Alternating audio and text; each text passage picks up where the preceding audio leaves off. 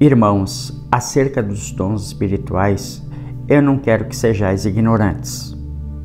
1 Coríntios capítulo 12, versículo 1. Paulo ali advertindo aos coríntios da necessidade de aprendermos sobre os dons da forma correta.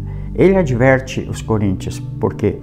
Porque havia uma necessidade na igreja de as pessoas fluírem nos dons espirituais, mas de uma forma correta, de uma forma que os dons sejam para elas uma ferramenta de trabalho. Os dons de fato são uma ferramenta de trabalho. Eles estão a serviço do crente para que ele desenvolva o ministério dele, para que ele desenvolva o chamado dele, para que ele construa o reino de Deus, para que ele traga vidas para dentro do reino de Deus. Então, os dons foram postos ali não para trazer uma condecoração para a vida do crente, mas para servir de ferramenta para a vida dele. Os dons são uma ferramenta, cada um deles é uma ferramenta para que você possa ser útil no reino de Deus, para que você possa ser proativo no reino de Deus, para que você construa e faça modificações no reino de Deus.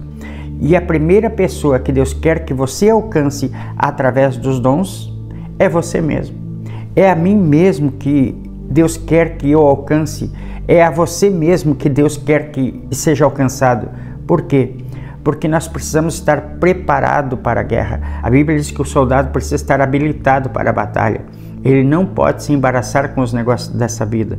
Então é preciso estar habilitado. Como eu me habilito? Como eu faço para melhorar a minha performance? Para estar pronto? Por exemplo, um soldado que vai à guerra, ele tem os seus exercícios, ele tem os seus treinamentos, ele carrega um monte de peso sobre si, ele precisa suportar drasticamente todos os tipos de embates, como que por ensaio daquilo que poderiam viver lá na frente. Então, eles reproduzem aquelas dificuldades no treinamento, para ver se depois, quando na vida real, no enfrentamento real, eles vão poder suportar. Então, todos os soldados, eles passam por um treinamento rigoroso. Eles passam por um treinamento rigoroso para estarem prontos.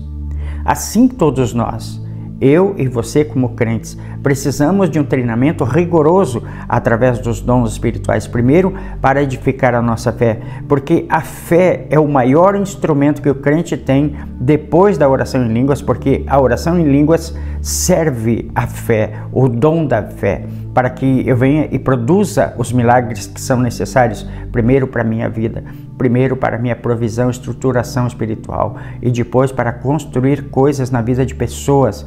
Então eu construo a minha fé. Por isso Paulo adverte, irmãos, acerca dos dons. Eu não quero que vocês sejam ignorantes. Ele está dando um alerta ali, irmãos, não é para vocês usarem de forma mística, fazendo um misticismo dos dons, para que as pessoas fiquem impressionadas com vocês.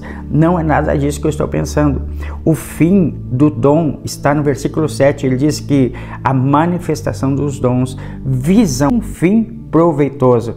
Ele estava dizendo, olha, na medida em que você se manifesta no dom, você tem que estar pensando no resultado que aquele dom vai trazer.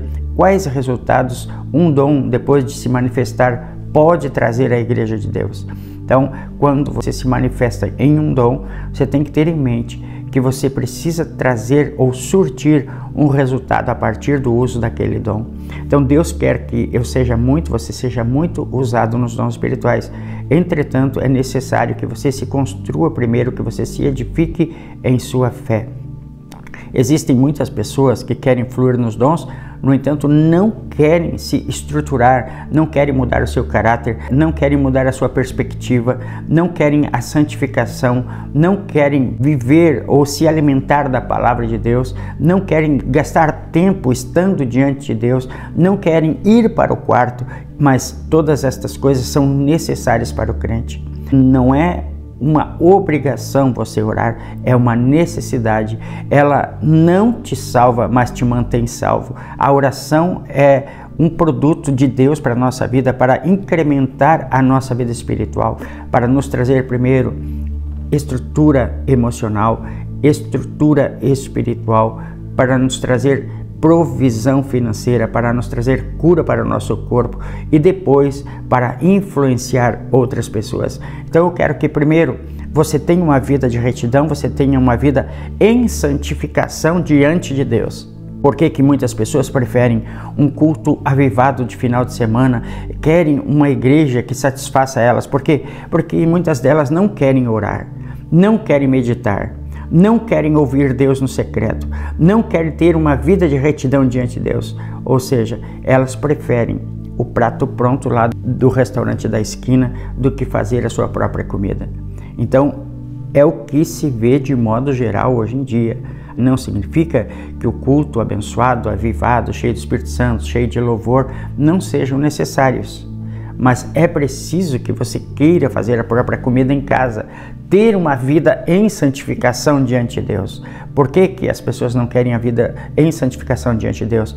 Porque elas vão lá na esquina e compram o PF, o prato pronto, e elas não precisam, elas não têm necessidade de santificação, de buscar a Deus, porque elas criam um entreposto entre elas e Deus para que elas possam alcançar a bênção, alcançar a vitória.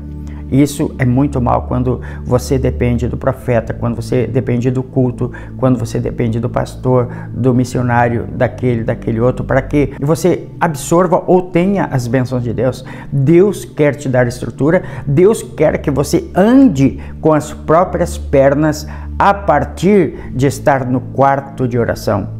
A Bíblia fala lá em Mateus capítulo 6 e versículo 6, e tu, quando orares, entra para o teu quarto e, fechando a tua porta, ora ao teu Deus que está no secreto, porque o teu Deus que te vê no secreto te recompensará publicamente. Ele há de te recompensar publicamente. Mas é preciso ter uma decisão, tomar uma atitude de ir para o quarto, de acrescentar sobre a sua vida, sobre a sua fé, tudo aquilo que você precisa. Então, veja só, não basta só ir lá na bomba de combustível e encher o tanque. Eu preciso da manutenção desse motor, preciso da troca de óleo, preciso que o carro fique bem lavado. Eu preciso ter as minhas práticas de verificação do automóvel para ver se ele está bem.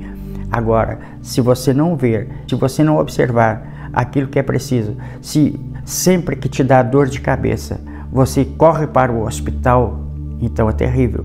Cada dorzinha de cabeça, você parte para o hospital. Ai, deu uma dor nas costas, tu parte para o hospital. Calma aí. Existem remédios que são proporcionais e relativos a cada dor ou enfermidades. E assim é para o crente. A palavra de Deus tem um remédio real e proporcional para que você aplique na necessidade ou na circunstância que você está vivendo.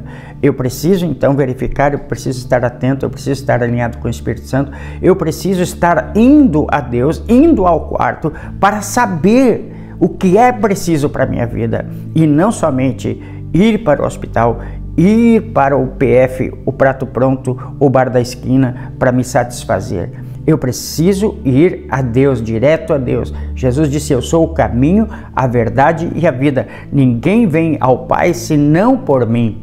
Então você precisa ir ao Pai por Jesus Cristo, através do Espírito Santo, através de ter uma regularidade de oração com Ele, oração em línguas, meditação, confissão dessa palavra, jejuns, adoração. Você precisa ter uma disciplina diante de Deus com estas atitudes para gerar um comportamento proativo diante de Deus, para estar bem, para estar sarado e para frutificar no reino de Deus, na casa de Deus. Você está entendendo essa palavra? O quão é necessário os dons espirituais? Claro que são muito necessários, mas Deus quer que você tenha uma vida em santificação. Por quê? Porque se você não tiver uma vida em santificação, você vai ser uma esponja que vai se adequar ou se conformar a este mundo, vai começar a assimilar coisas que são erradas, que não são verdades para a sua vida, ao passo que você deixa de assimilar as coisas boas, você recebe as coisas ruins dentro de você, mesmo involuntariamente você acaba assimilando aquelas coisas que não são boas, que não te levam para Deus, por uma inconsequência ou por um ato involuntário, acaba por si só assimilando aquelas coisas ruins. Por quê? Porque não buscou as coisas que são do alto.